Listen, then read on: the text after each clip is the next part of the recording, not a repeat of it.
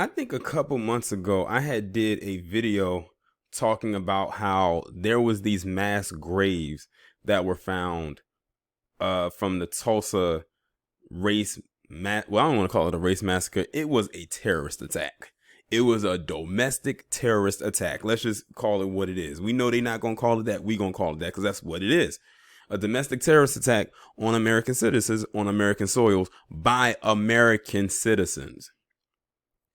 And like I said they had found some mass graves down there. I'm not surprised that they did find mass graves because those palm colored demons had to put the body somewhere and they buried them. Well, now fast forward to this week, the 21st, because I'm actually recording this on October 21st, 2020. They have found more graves, and they got the nerve to say, we don't deserve reparations. I beg to differ. Because can you imagine how prosperous this town would have been, or any black town would have been, had it not been destroyed? And they're still finding skeletal remains and mass graves still to this day as we speak. Let me get into it. A mass grave was found this week in the cemetery where archaeologists have been searching for victims of the 1921 Tulsa race massacre domestic terrorist attack. An Oklahoma state archaeologist announced Wednesday. The outlines of at least 10 coffins were found at the Oaklawn Cemetery in Tulsa, Oklahoma, and state archaeologist Carrie Stackleback said she has a high degree of confidence that this is one of the locations that we have been looking for. But she said investigators are remaining cautious because they have not done anything to expose the human remains. Since the excavation resumed Monday, archaeologists have found one set of human remains and a possible second set. But investigators have not confirmed whether any of the remains belong to the victims of the 1921 massacre. We still have a lot of work to do to identify the nature of the mass grave and identify who was in it. But what we do know is, as of today, is that there is a mass grave in Oaklawn Cemetery where we have no record of anyone being buried, Tulsa Mayor G.T. Bynum said Wednesday in a news conference. Brenda Alford, a descendant of 1921 massacre survivors, said in a news conference that she was very pleased with the progress of the search. See, you have someone who was around back then when that happened who survived it.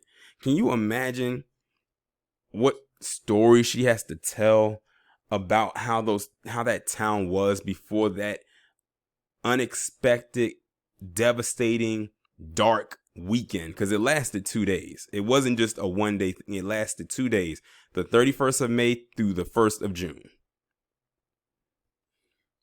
I am very appreciative of all the hard work that is finding our truth to again bring some sense of justice and healing to our community.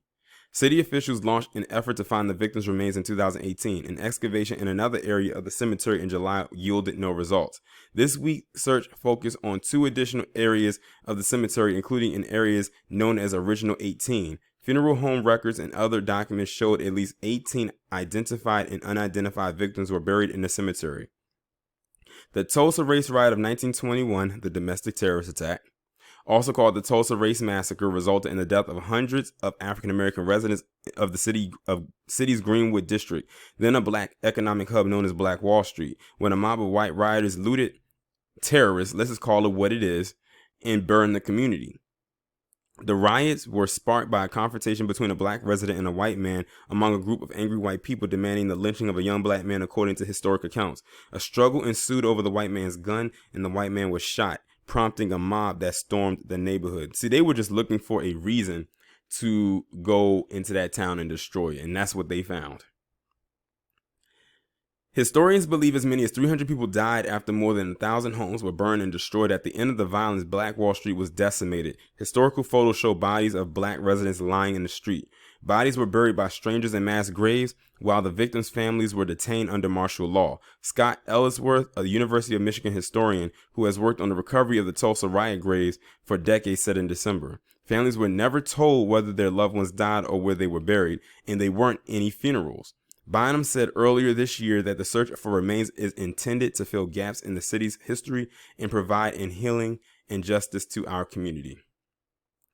Devastating. Crazy. But they want to tell us that we don't deserve any type of repair, any type of reparation. And this was after slavery.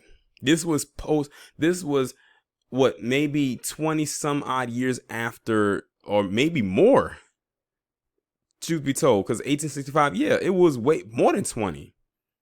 Probably damn near 60 years, probably. My math could be wrong. Post-slavery, post-chattel slavery. And they want to sit up there and tell people that we don't deserve this and we don't deserve that. Look at what was lost. Look at what could have been.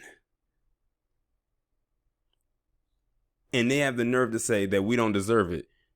But you know what? I was going to go there with another point, but I'm not going to say it. I think many of you probably know where I was headed with this. A certain event that fell upon them. And meanwhile, they just got another payment from, was it Germany? Like for hundreds of millions of dollars for some kind of restitution because of the virus. But they'll tell us that we don't deserve it because you weren't enslaved. I didn't own you. Like I said, reparations is more than just slavery. That's a huge part of it, but that's not the only part. This is also included in everything that has happened upon or fallen upon black people after this is included. But I have a feeling there's going to be more graves that's going to be found. They're going to probably be digging for a while, and they're going to find more and more and more. Because, you know, they didn't just bury these remains, these bodies in one individual grave. It's not like one body had a grave for themselves. They stacked these bodies one on top of the other, and then bury, and then do the dirt on top of it. Like, you'll be surprised how many businesses that are there now are on top of these mass graves as we speak. Kind of reminds you of the movie The Poltergeist. But y'all let me know what y'all think down in the comments.